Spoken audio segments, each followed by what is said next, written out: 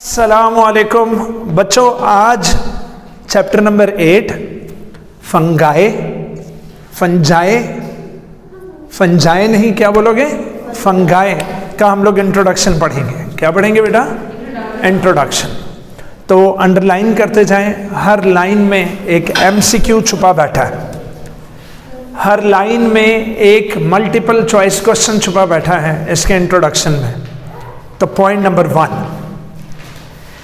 Approximately 100,000 बोले तो 1,00,000 species of organisms जो है वो फंगाए हैं। वो क्या है? फंगाए। अभी तक साइंटिस्ट ने ऑर्गेनिजम्स को डिस्कवर करते रहे और उनको उनके मुतल्लिका ग्रुप्स में रखते गए। तो अभी तक की डिस्कवरीज में, यानी कि जितने ऑर्गेनिजम्स हम जान चुके हैं, उनमें से कोई 1,00,000 स्पीशीज किसकी हैं? फंगाई की हैं। उन्हें हमने किंगडम फंगाई में रखा है। क्लियर हो गया? तो जी, approximately how many species of the organisms are fungi?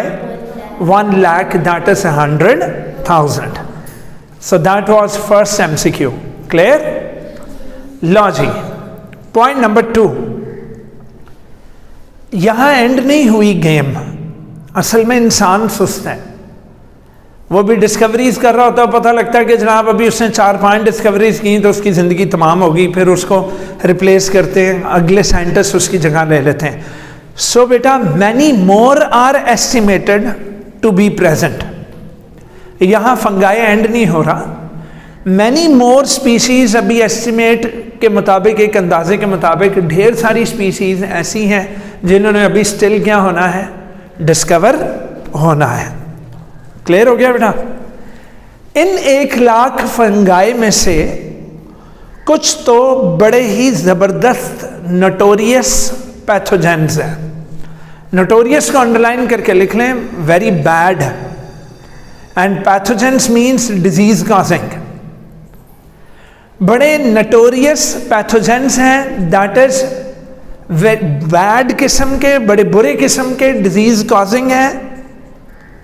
For example, disastrous, तबाहकुन बीमारियां। एग्जाम्पल, वीट, गंदम की एक फंगस है जिसका नाम है रस्ट। तो रस्ट ऑफ वीट, जबकि कॉर्न को एक फंगस लग जाती है, सिटे को, कॉर्न को, मेज को, उन्हें बोलते हैं स्मट्स। तो मेरा बच्चा, rust of wheat and smuts of corns बड़े जबरदस्त किस्म के नोटोरियस पैथोजेंस हैं। हमारी गंदम की, हमारी जो मेज है, जो कॉर्न्स हैं, उनकी फसलों को तबाह करके रख दिया इन्होंने। तवज्जो है बेटा? और तो और हमारे क्रॉप्स और हमारे फूड स्टफ्स को लगने वाली जो उल्लियां हैं, जो मोल्ड्स हैं, वो भी सारी क्या है बेटा? फंगाई है। क्या है मेरा बच्चों? फंगाई है। एनी प्रॉब्लम हो? लेकिन अगर हम ये कहें कि जी फंगाई अब सिर्फ नोटोरियस पैथोजेंस ही हैं, तो वहां भी हम गलत हैं ना मेरा बेटा। जहां फंगाई इतनी नोटोरियस पैथोजेंस हैं, वहां फंगाई में डेलिकेसीज भी हैं। डेलिकेसीज से मुराद यूज इन फूड, हम इन्हें खाते भी हैं। डन? तो डेलिकेसीज से मुराद fungi can be use in foods.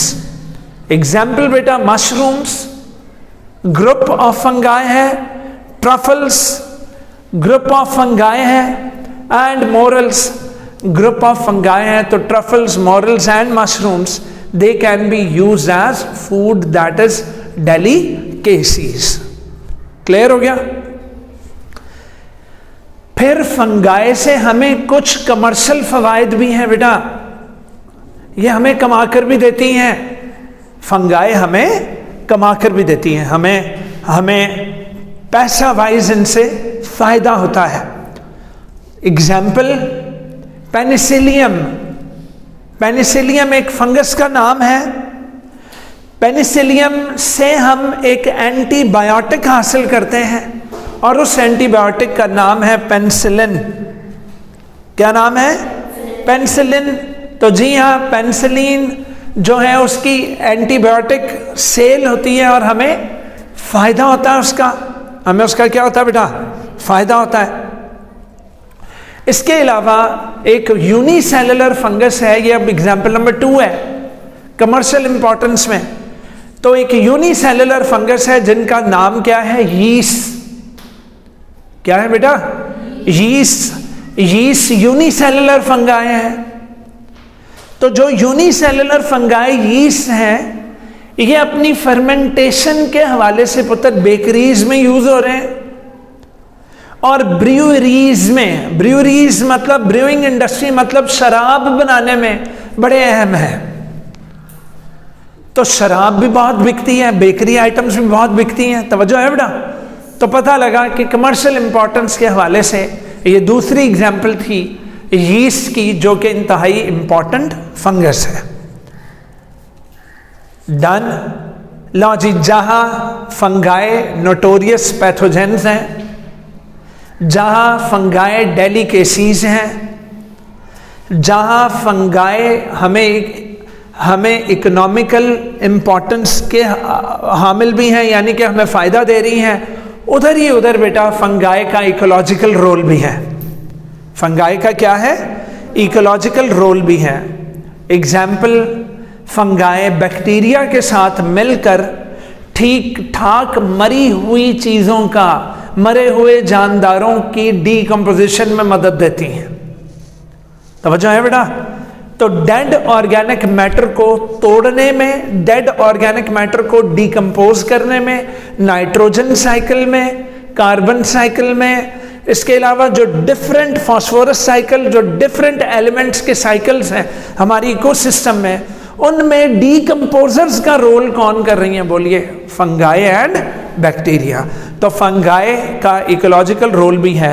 वो क्या है कि ये एक डीकम्पोजर है। किसके साथ पार्टनरशिप में? बोलिए, बैक्टीरिया के साथ पार्टनरशिप में ये एक डीकम्पोजर के तौर पर भी इस्तेमाल में आ रही है। क्लियर हो गया मेरे बच्चों? और आप आ जाएं सेकंड पैराग्राफ पर। तो सेकंड पैराग्राफ में हम डिस्कस कर रहेंगे कि फंगाई का टेक्सोनोमिक स्टेटस क्या है। फंगाई अपने हेटेरोट्रॉफिक होने की वजह से एनिमल में रखा जाता है, या फंगाई में सेल वॉल है तो उसकी वजह से हम उसको प्लांट्स में रखेंगे। फंगाई कौन से किंगडम में है? और हमने 9th में ये पढ़ भी रखा है कि फंगाई का एक सेपरेट किंगडम है। तो अब हम इसका टेक्सोनोमिक स्टेटस पढ़ने वाले हैं कि how is fungi classified. Clear हो गया बेटा? तो पॉइंट 1, टेक्सोनोमिक स्टेटस के एतबार से फंगाई को बिल्कुल एक सेपरेट किंगडम दिया गया है, बिल्कुल एक सेपरेट किंगडम दिया गया है। तो इसका टेक्सोनोमिक स्टेटस ये है कि it is kept, yeah, it has given a status of a separate kingdom, but it has not been placed in plants or animals. इसी मेरा बच्चा very very very important short question आएगा। How is fungi या how is fungus similar with the plants, या what are the resemblances between fungi and plants? Fungi और plants में क्या resemblances हैं? What things do they share? What things do they share? So पहली resemblance, number 1, both fungi and plants have cell wall. They both have cell wall. Number 2, animal cells also lack centrioles, and fungi also don't have centrioles in them. तो second जो resemblance है जो plant और fungus में है वो ये है कि both of them don't have centrioles. तो point 1, both have cell wall. Point 2, both lack centrioles. Point 2 what? both lack centrioles. And point number 3, both fungi and plants are non-motile, that is they don't move, they don't move. तो animals move. Clear? तो जनाब again उस short question में क्या लिखोगे बेटा? 3 points लिखोगे. Number 1, both have cell wall. Number 2, both lack centrioles. And number 3, they are non-motile. Both are non-motile. बेटा very very very very important short question. Second short question very important. पूछो क्या? Write the resemblances between animals and fungi. Animals और fungi में क्या resemblances हैं? तो पहली resemblance ये है कि animals भी heterotroph, animals भी heterotroph, fungi भी heterotrophs. Both are heterotrophs. Animals भी heterotrophs and fungi भी heterotrophs. They both are heterotrophs. And number 2, पूरा एनिमल, पूरी बॉडी उसकी जांच लो. एनिमल की पूरी बॉडी में आपको कहीं भी सेल्यूलोज नहीं मिलेगी. इसी तरह अगर मैं पूरे फंगाई को एग्जामिन कर लूं, मुझे कहीं भी सेल्यूलोज नहीं मिलेगी. So both animals and fungi lack cellulose. Both animals and fungi lack what? Cellulose. Any problem now? Easy मेरा बच्चा. और अगर मैं अच्छा फंगाई में सेल्यूलोज की जगह उसकी सेल वॉल में काइटिन होती है. क्या होती है मेरा बेटा? तो अगर आप ये सोच रही हैं कि जनाब इसमें तो सेल वॉल होती है, और सेल वॉल तो प्लांट्स की सेल वॉल में क्या होती है जी? सेल्यूलोज. तो याद रखें फंगाई की सेल वॉल में क्या है? Chitin. And chitin is also complex carbohydrate. Easy बच्चों. माइकोलॉजिस्ट वर्ड आ रहा होगा. माइकोलॉजिस्ट को अंडरलाइन करके लिखें. The scientist who study fungi. Nice. The scientist who study fungi ये कहते हैं कि चूंकि फंगाई की सेल वॉल में काइटिन है और हमें इंसेक्ट्स के एक्सोस्केलेटन में भी क्या मिलता है? काइटिन. हमें इंसेक्ट्स के एक्सोस्केलेटन में भी क्या मिलता है? काइटिन. तो वो कहते हैं कि इस वजह से हमें लगता है कि फंगाई और इंसेक्ट्स के कॉमन एंसेस्टर्स हैं. वो एवोल्यूशन के एतबार से बात करते हैं कि शायद ये किसी कॉमन एंसेस्टर की, इनके अबाव अजदाद क्या है? कॉमन है. इनके अबाव अजदाद क्या है बेटा? तो पता ये लगा कि chitin is found in arthropods. Arthropods animals with jointed limbs. Pods का मतलब लिम्स एंड आर्थ्रो का मतलब क्या है? जॉइंट्स. तो जॉइंटेड लिम्स वाले ऑर्गेनिजम्स आर कॉल्ड आर्थ्रोपॉड्स. तो वो कहते हैं कि शायद फंजाई और एनिमल्स का कॉमन एंसेस्ट्री है. फंजाई और एनिमल्स का कॉमन एंसेस्ट्री है. इजी मेरा बच्चा. And now very very very very very very important short question. How do fungi differ from animals? Fungi animal से डिफरेंट कैसे हैं? फंगाई एनिमल से डिफरेंट कैसे हैं? तो जनाब फंगाई में सेल वॉल है, जबकि एनिमल्स में सेल वॉल नहीं है. नंबर 2, फंगाई एब्जॉर्प्टिव हेटेरोट्रॉफ्स हैं. इधर देखें बेटा, एनिमल्स फूड को एनगल्फ करेंगे.